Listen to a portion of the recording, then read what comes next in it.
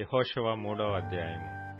యెహోషువ వేకువన లేచినప్పుడు అతడును ఇశ్రాయేలీయులందరును షిత్తీము నుండి బయలుదేరి యొర్దానుకు వచ్చి దానిని దాటక మునుపు అక్కడ నిలిచిరి. 3 దినములైన తరువాత నాయకులు పాళెంలో తిరుగుచు జనులకు ఇలాగున ఆజ్ఞాపించిరి: మీరు మీ దేవుడైన యెహోవా నిబంధన మందసమును యాజకులైన లేవీయులు మోసుకొని పోవట చూచునప్పుడు మీరున్న స్థలములో నుండి బయలుదేరి దాని వెంబడి వెళ్లవలెను. మీకును దానికిని దాదాపు 2000 కొలమోర్ల ఎడముండవలెను. మీరు వెళ్లి త్రోవ మీకింతకు ముందుగా వెళ్లినది కాదు.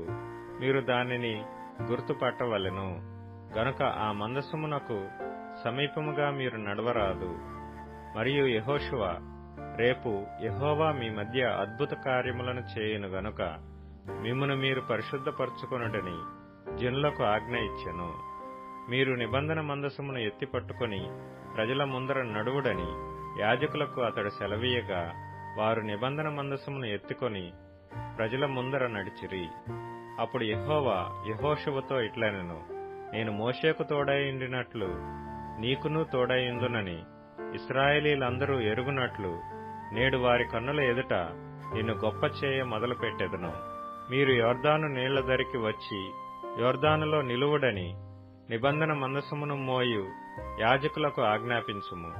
కాబట్టి యెహోషువ, మీరు ఇక్కడికి వచ్చి మీ దేవుడైన యెహోవా మాటలు వినుడని ఇశ్రాయేలీయులకు ఆజ్ఞాపించి వారితో ఇట్లనెను: సర్వలోకనాథుని నిబంధన మందసము మీకు ముందుగా యొర్దానును దాటబోచున్నది గనుక జీవము గల దేవుడు మీ మధ్యనున్నాడనియు, ఆయన నిశ్చయముగా మీ ఎదుట నుండి కనానీయులను, హిత్తీయులను, హివ్వీయులను, పెరిజ్జీయులను, గిర్గషీయులను, అమోరీయులను, యెబూసీయులను వెళ్లగొట్టుననియు దీనివలన మీరు తెలుసుకొందురు. కాబట్టి ప్రతి గోత్రమునకు ఒక్కొక్క మనుషుని ఇశ్రాయేలీయుల గోత్రములలో నుండి 12 మనుషులను ఏర్పరచుకొనుడి. సర్వలోకనాథుడగు యెహోవా నిబంధన మందసమును మోయు యాజకుల అరకాళ్లు యొర్దాను నీళ్లను ముట్టగానే యొర్దాను నీళ్లు, అనగా ఎగువ నుండి పారు నీళ్లు ఆపబడి ఏకరాశిగా నిలుచును.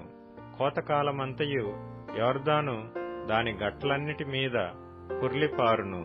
నిబంధన మందసమును మోయు యాజకులు జనులకు ముందు వెళ్లగా యొర్దానును దాటుటకై జనులు తమ గుడారములలో నుండి బయలుదేరిరి.